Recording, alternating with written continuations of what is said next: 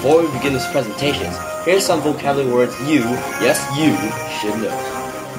1.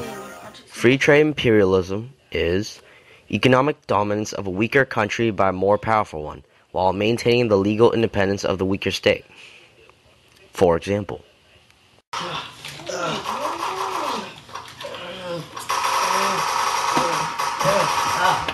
What? Go do something more active, Why?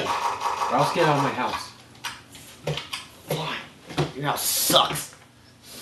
Ow! Mommy, let me back in. I need to play my games.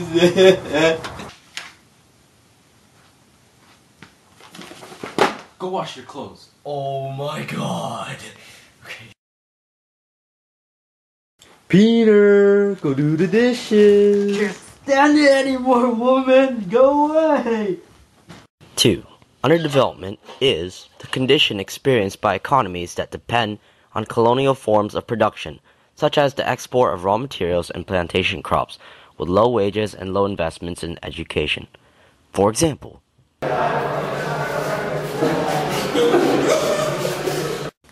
lastly, 3. Industrialization is the change in economy along with the environment and living conditions. This includes use of steam machines in manufacturing factories, and invention in transportation and communication. For example, Go industrialize. Okay. Go Sailor Moon. Go Sailor Moon.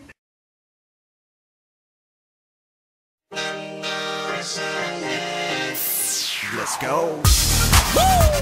It's her. Ha We're back again with Emun's That's right. Fresh collaboration. Down lane. It's big. Yeah. Bustin'. Harry! What? I have this huge wedgie in my pants. Oh, I have a microphone in my pants.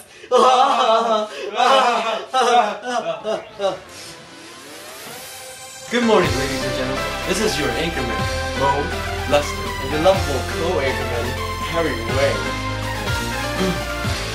Today we bring hot reports live as we discuss imperialism in Latin America. Just what is imperialism? For those of you that do not know, imperialism is...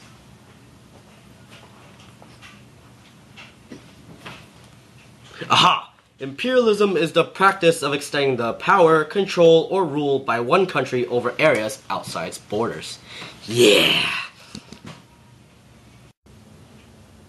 No. Why do you make things so complicated? Why can't you just define imperialism as a stronger nation ruling over a weaker nation? But you know, why would a nation have to resort to imperialism? Well, it's because... You're hopeless. Stronger nations imperialize to one of two reasons. 1, for access to raw materials. And 2, to find more consumers to buy their manufactured goods. Because of imperialism, the destitute of Latin America continue to remain deprived, while the sources of the foreign influences grow only stronger.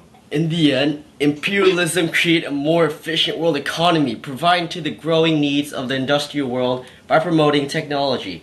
As a result, the global environment was substantially transformed, turning natural greens to buildings and roads. Here's reporter Hugh Weenie on the scene live in Latin America to discuss imperialism in Latin America. Hugh? Mark. Thank you, Mo. Latin America has a huge economic potential, with many raw materials at their disposal. They could produce large quantities of agriculture and mineral products. However, this economy is currently underdeveloped. Underdevelopment! Development? Underdevelopment! Underdevelopment! Still, relying on exports or foodstuffs and raw materials. Due to this underdevelopment, they are subject to economic manipulation by powerful industrial regions such as the United States in the form of free trade imperialism.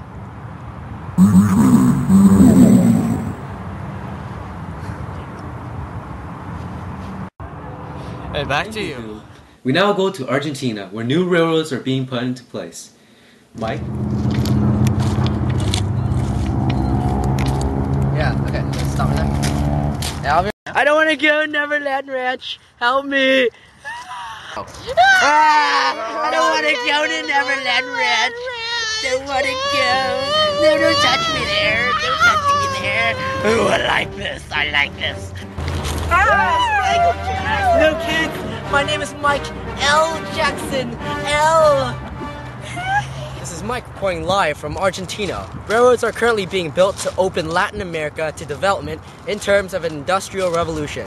This will be one of many railroads to link up Latin America's interiors. It is all actually imported from Britain or the United States. It is plausible that the official language might even shift to English.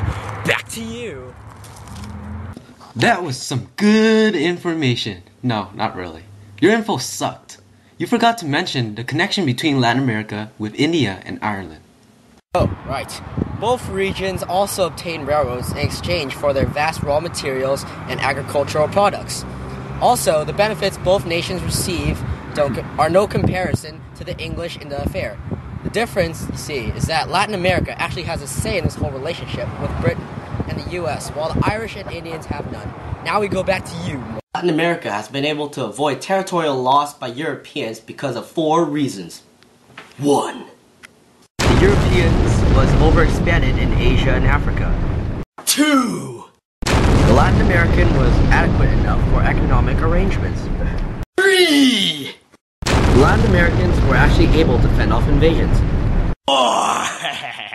The US claimed to defend the entire Western Hemisphere against all outside interventions. However, this doesn't stop America from intervening. We now go to Cuba with Chad to discuss America expansion in Latin America. Chad? We're here in Cuba, and as you can see, Americans and Spaniards are engaging in the Spanish-American War for the control of the Caribbean.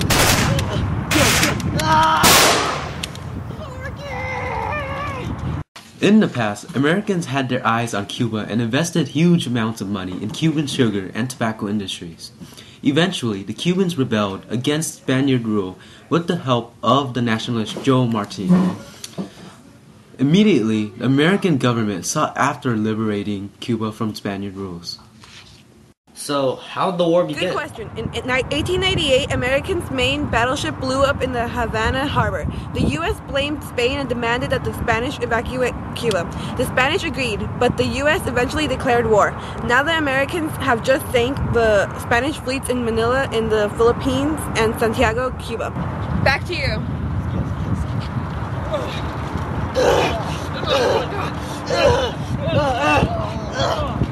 Gringo! Gringo! Gringo! Gringo! Gringo!